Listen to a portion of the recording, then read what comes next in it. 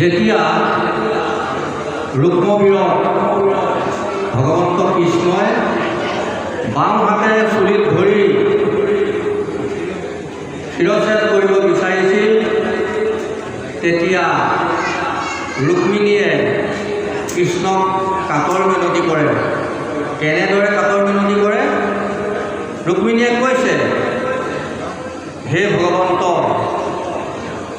অনন্ত ঈশ্বৰ, তুমি এই সমস্ত জগতৰ সৃষ্টি স্থিতি প্ৰলয়কৰ্তা পৰমেশ্বৰ ত্ৰিজগতৰ প্ৰতি হৈওনো এই পতংগটোক বধ কৰিবলৈ কিয় উদ্যত হৈছে? আৰু বিশেষকৈ ই মোৰ ককাইদেউ হয়, আৰু জগতে জানো মোক চিৰদিন নাহাঁহিব যে এই ৰুক্মিণীৰ আগতেই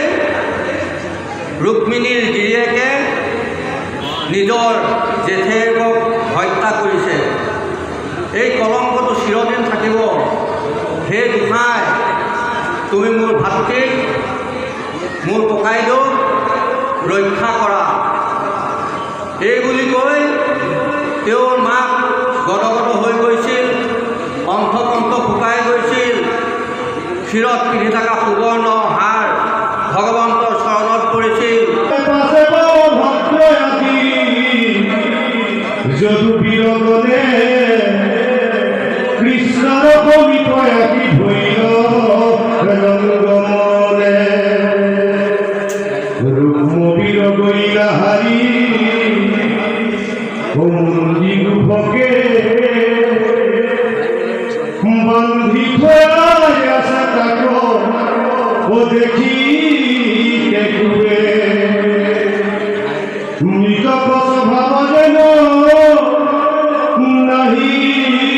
ৰাও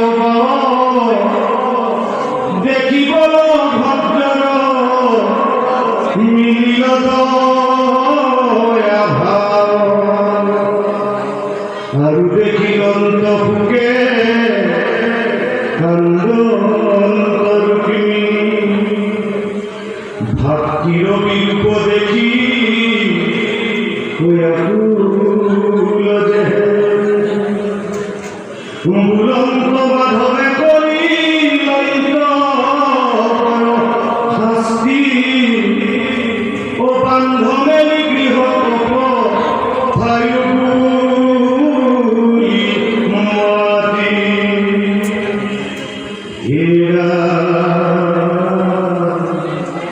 এইগুলি বলভদ্রে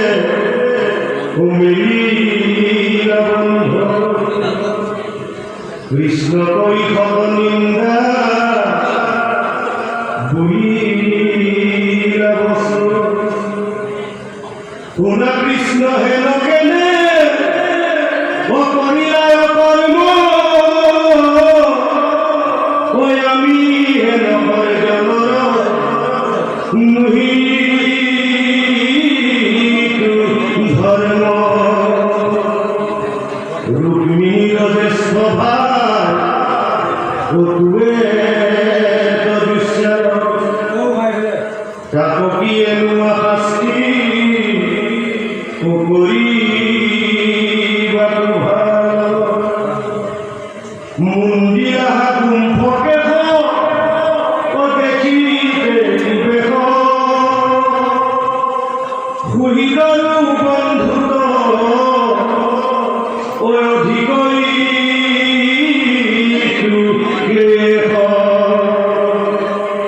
ধইলা কুখ্যাতি ও পাইলে ওই আরু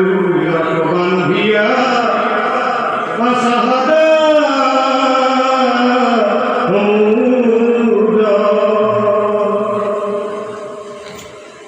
ভাতির বিরূপ দেখি ও কান্দ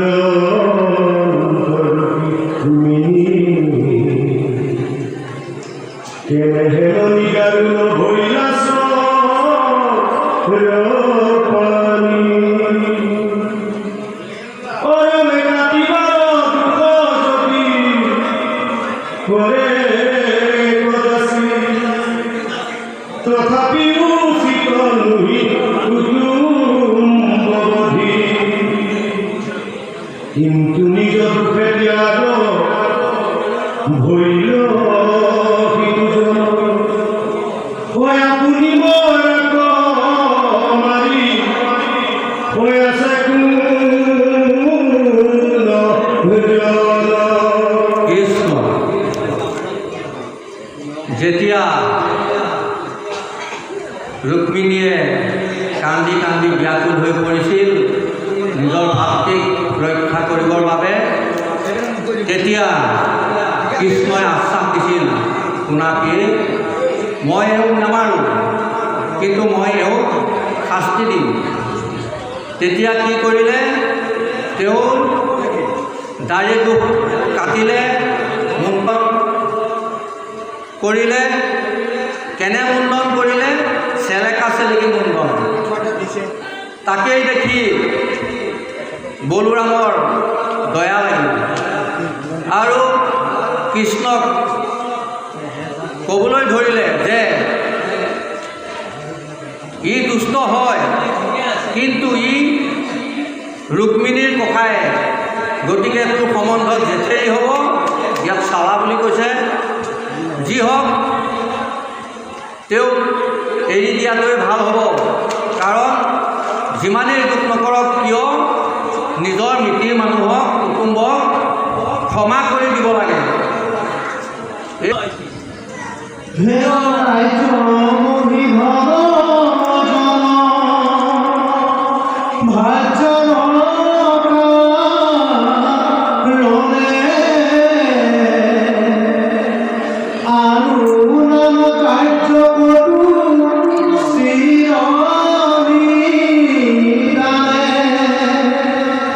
শ্ৰীমদে অন্ধ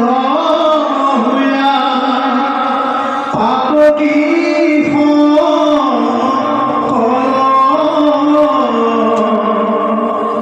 মহন্ত হেৰি যাই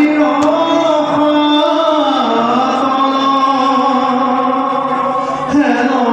জানি নকৰি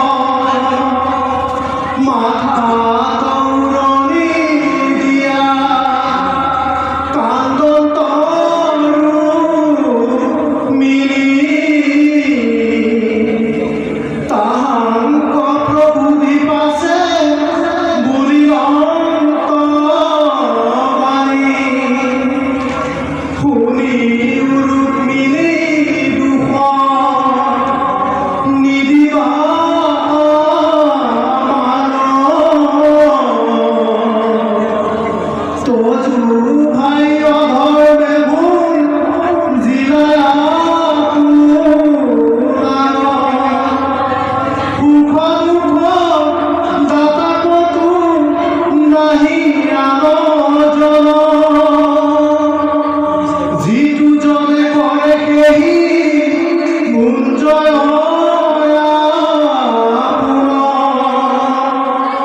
এরাম হেন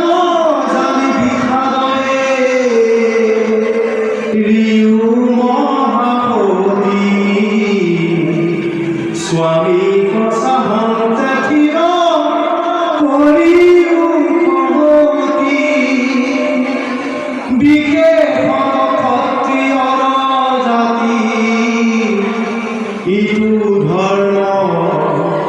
ব্রহ্মায় নিমিলয়াতি নিদারু কর্ম ভাই ভাই সংহরে নরগুণ কথা যুদ্ধ হইলে ক্রোধ মিলে নাহিয়া কবিতা অজ্ঞানে জানিবা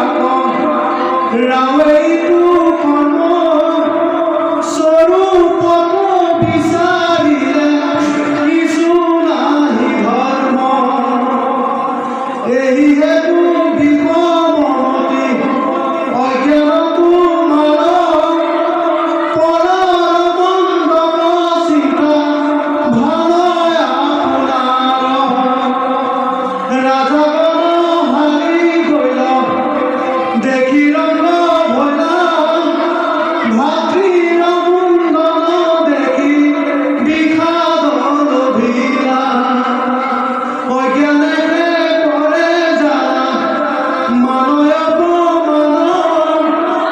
জানো মুৰুকে নমই ভয়ো জ্ঞান ঈশ্বৰৰ মায়া ইটো সবাকে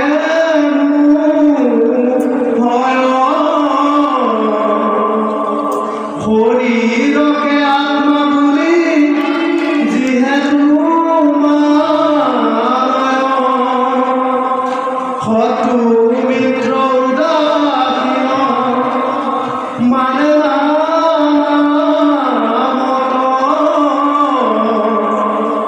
সমস্ত ৰূপৰ একে আত্মস্বৰূপত কৃষ্ণ এইবাৰ বলোৰামে ৰুক্মিণীক ক'ব ধৰিলে যে চোৱা এই যে আজি ৰুক্মবীৰ মণ্ডিত হৈছে তেওঁ কৰ্মফল তেওঁ অধৰ্মক আচৰণ কৰাৰ কাৰণে ঈশ্বৰক চিনি নোপোৱাৰ কাৰণে আজি তেওঁ এনে বিলাই হৈছে গতিকে এয়া তেওঁৰ কৰ্মফল তাত তুমি বেজাৰ নকৰিবা আৰু তুমি যে এই সৈন্যবিলাক নিধন হওঁতে এই সৈন্যবিলাক পলাই যাওঁতে যেনেদৰে হাঁহিছিলা এতিয়া তোমাৰ ভাতৃক মুণ্ডন কৰোঁতে তুমি কান্দিছা এনে কাৰ্য তুমি কিয় কৰিছা কাৰণ তুমি অজ্ঞানত পৰি আছা মায়াৰ মোহত পৰি আছা মায়াই তোমাক পীড়া কৰি আছে গতিকে তুমি নিজৰ ভাল হোৱাটো বিচাৰিছা বেলেগৰ বেয়া হোৱাটো বিচাৰিছা সৈন্যসকলক নিধন হোৱা দেখিও পলাই যোৱা দেখিও তুমি হাঁহিলা নিজৰ ভাই যে ভাই ককাই যে ককাই তেওঁ মুণ্ডন কৰাৰ কাৰণে তুমি কান্দিলা এনে কিয় হয় জানানে এয়া মায়াৰ কাৰণে হয় অজ্ঞানতাৰ কাৰণে হয় যি অজ্ঞানতাই যি আন্ধাৰে সত্যক লুকুৱাই ৰাখে আৰু যেতিয়া এই সত্যক তুমি দেখা পাবা মায়াৰ পৰ্দা মায়াৰ আৱৰণ যেতিয়া ছেদ হৈ যাব তেতিয়া তুমি উদাসীন হৈ পৰিবা তোমাৰ কাৰণে শত্ৰু মিত্ৰ সমস্ত সমান হৈ পৰিব আৰু যে এয়া মায়া বুলি কৈছা এয়া ঈশ্বৰৰে সৃষ্ট গতিকে এই যে যি হৈছে এয়া ঈশ্বৰৰে ইচ্ছা বুলি তুমি দুখ এৰা আৰু তেওঁৰ কৰ্মফল বুলি ধৰি লৈ তুমি ষষ্ঠ হোৱা